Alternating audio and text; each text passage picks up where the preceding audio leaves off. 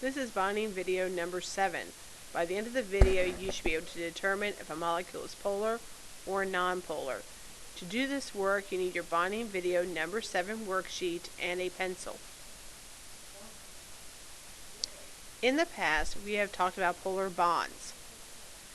If you had a polar bond, this was caused by an uneven sharing of electrons in the bond, which caused you to have a slightly positive and a slightly negative end to the bond. Now we're going to talk about slight polar molecules. This is similar to the bond in that you'll have a slightly positive and a slightly negative end, but to the molecule. It's caused by having polar bonds in your molecule that are unsymmetrically or asymmetrically arranged. Let's get started. CH4. Based on our rule of is it a polar bond or not, CH4 was a nonpolar bond.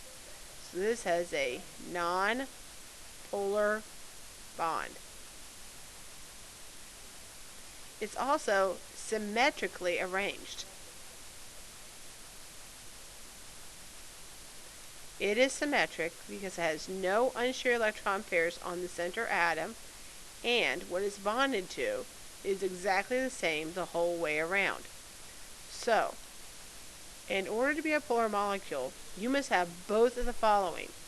You need to have at least one polar bond. This one does not. You also must be asymmetric. This one does not. This one is a non-polar molecule.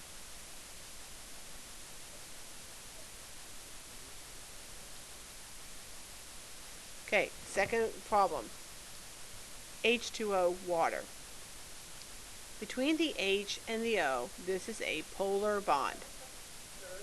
We have said in the past that if you have two elements that are both nonmetals and they're not the same, with the exception of CH, then this is a polar covalent bond.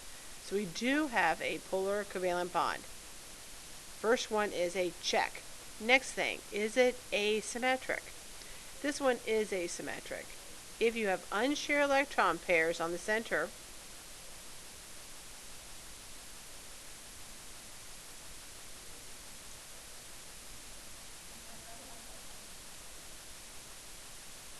then it is one way to make your molecule asymmetric. Since this one has the polar bond and it is not symmetric, then this is a polar molecule.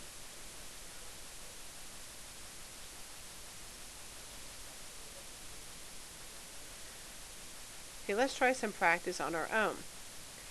A good best practice would be for you to stop the video and determine if these two are polar or not, and then double check your work. We're going to go ahead and get started with it now. These are our checkpoints. We want to see, does it have at least one polar bond, and is it not symmetric? Let's start with the beginning. NH3. Drawing out your Lewis dot diagram, you get the following. So, does it have at least one polar bond? NH are two nonmetals connected, and they're not the same thing, and they're not C and H. So this is a polar bond.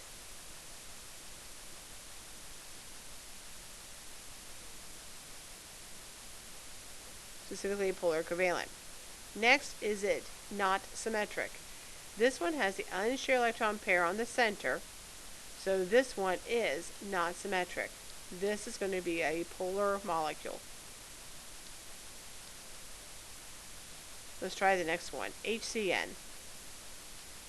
HCN looks like this.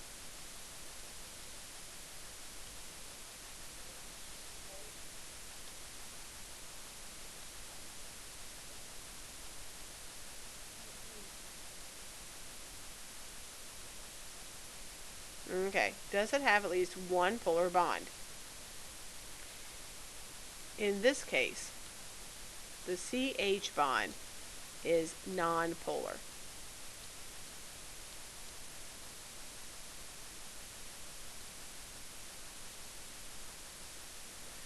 This is the exception to the rule that if you have two things that are not the same, that they are polar.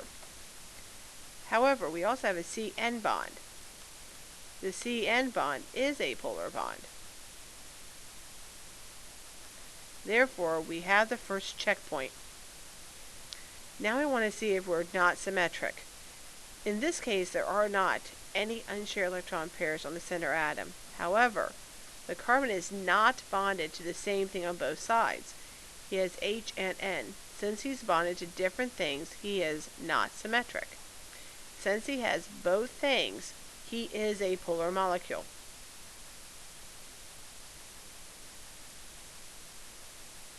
So just to highlight some things, there's two ways that you can be not symmetric. You can have unshared electron pairs on your center, or you could be bonded to more than one type of atom. Also, the polar bond rule. If you have a nonpolar bond, that's okay, as long as you have at least one polar bond. These are the two things that you must have. Both need to be true in order to be a polar molecule.